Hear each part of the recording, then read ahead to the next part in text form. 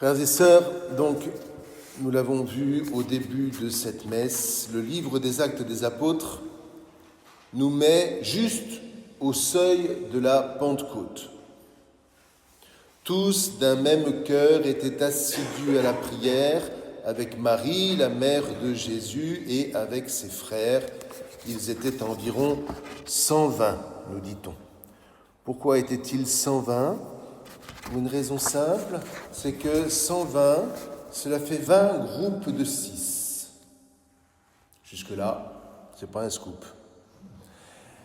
Sauf que un groupe de 6, c'est pourquoi ? C'est pour mémoriser la parole. Et l'Évangile s'est étendu de proche en proche par ces petits groupes de 6 qui mémorisaient avec un maître de mémoire les paroles du Maître. Et ce sont toutes ces paroles-là qui ont été collectées quelques années après pour composer la Torah orale de Jésus, c'est-à-dire les évangiles. Or, ils étaient assidus non seulement pour mémoriser les paroles du Maître, mais on nous dit qu'ils étaient assidus à la prière. Or, comme je vous l'ai suggéré au début de cette Eucharistie, cette prière, ce n'est pas être en adoration silencieuse, ça viendra bien plus tard dans la pratique de l'Église. Non, c'est d'abord la récitation des psaumes. Pas de meilleure préparation à la Pentecôte que de plonger dans les psaumes, dans ce psautier que Jésus lui-même redisait chaque jour en bon juif intégralement. Quand on vous dit que Jésus se retirait dans un endroit désert pour prier, il partait dans une prairie, loin de tout brouhaha, et il commençait la récitation des psaumes. Non pas la récitation mentale des psaumes, mais le murmure des psaumes. 150 psaumes. Et donc, pour nous associer à ces frères, au moins pendant cette semaine, qui ne dissociaient pas l'enseignement de Jésus de la récitation des psaumes, eh bien, je voudrais vous encourager à vous emparer de ce livre merveilleux qu'est le psautier. Ce psautier, sans que forcément vous le sachiez, l'Église l'a gardé très précieusement, en confiant la récitation aux moines, aux moniales, aux prêtres. L'Église est imprégnée des psaumes, car les psaumes nous introduisent au cœur même, à la vie même de la Torah, c'est-à-dire les 5 premiers livres de la Bible qui constituent l'âme de toute vie spirituelle. Et en voici la dynamique.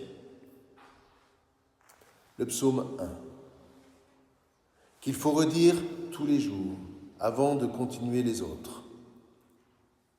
Le psaume 1, c'est le psaume du Père. Le Père qui donne à son Fils le secret du chemin qui fera de lui un juste, qui fera de lui un saint.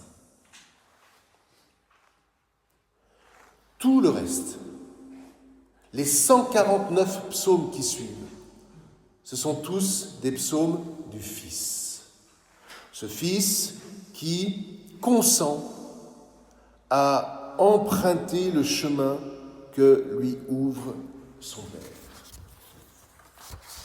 Psaume 2.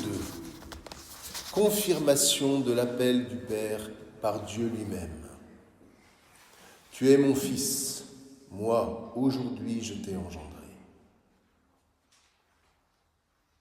Et dans la puissance de cette voix du Père, cette voix de Dieu qui se fait parlante à l'intérieur du Fils, eh bien, le Fils commence le chemin. Avec des hauts, parfois, avec des bas, souvent. Car le Fils s'aperçoit bien vite que les ennemis sont là. Et parfois, le désespoir le guette. mon Dieu, pourquoi m'as-tu abandonné ?» Ça, c'est le psaume 20. Et puis, il connaît des moments d'apaisement. Quelques psaumes plus loin, le psaume 22, « Tu es mon berger, je ne manque de rien. » Il connaît d'autres moments d'angoisse, quand en particulier le Fils se rend compte qu'il est à lui-même son propre ennemi. Il fait le mal qu'il voudrait ne pas faire et qui déborde de partout. Et il perd le contrôle. Pitié pour moi, mon Dieu, dans ta miséricorde, efface mon péché. Ça, c'est le psaume 50. Et là, vous voyez, dans ce psaume, à la fin notamment, il comprend qu'il doit arrêter de fuir à l'extérieur de lui-même. Il lui faut entrer en lui-même, même s'il sait que ce qu'il trouvera, c'est-à-dire son âme, imprégnée de péché, submergée de péché, mais il sait surtout qu'il y trouvera son Dieu qui l'attend là et pas ailleurs. Inutile de faire semblant de briller à l'extérieur, inutile de fanfaronner. Tout cela est vain, dit le Kohelet. Et c'est à la fin du psaume 50 toujours qu'il dira, alors qu'il est entré en lui, « Le sacrifice qui plaît à Dieu, c'est un esprit brisé. Tu ne repousses pas, ô mon Dieu, un cœur brisé et broyé. » Et alors seulement, il se met à plonger dans la Torah de ses pères. Il se met à aimer cette Torah, mais alors viscéralement. Et c'est comme ça que vous avez le psaume interminable, le psaume 117. Si je n'aime pas la Torah, ce psaume est impraticable. Mais si j'ai cette Torah à l'intérieur de moi, où je sens qu'elle est le cœur de ma vie, alors même s'il y a 176 versets, je vais les lire et je vais les murmurer. Ta Torah me tient aux entrailles. Je désire et j'attends ton salut, que je vive et que mon être tout entier te loue. Viens chercher ton serviteur, que ta volonté soit faite. Et c'est alors seulement qu'il lève les yeux vers le ciel, c'est-à-dire en lui. Le secours me vient du Seigneur qui a fait le ciel et la terre. Et puis il regarde autour de lui et voilà qu'il voit tout un peuple sur le même chemin intérieur et qui l'invite à monter à Jérusalem.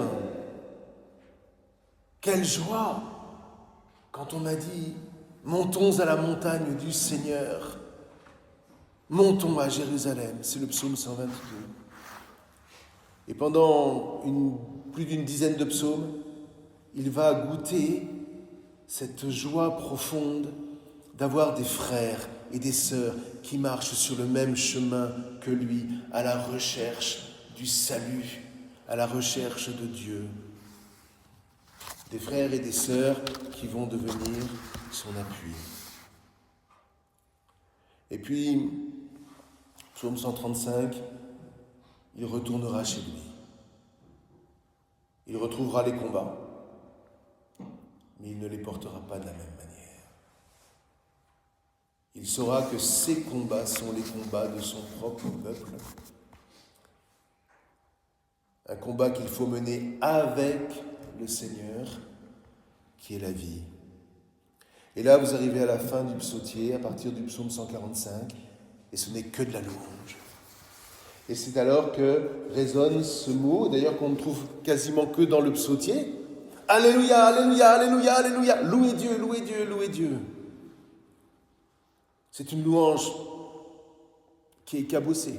ça c'est clair. Mais au moins c'est une louange qui est vraie, qui ne cherche plus la reconnaissance extérieure, qui ne cherche plus à briller, à dire « Oh, vous savez !» Non. Le Fils, désormais, a grandi. Et il va pouvoir dire avec le Christ « Père, glorifie-moi. » Et c'est l'Eucharistie. Pas de meilleure préparation, frères et sœurs, à la Pentecôte.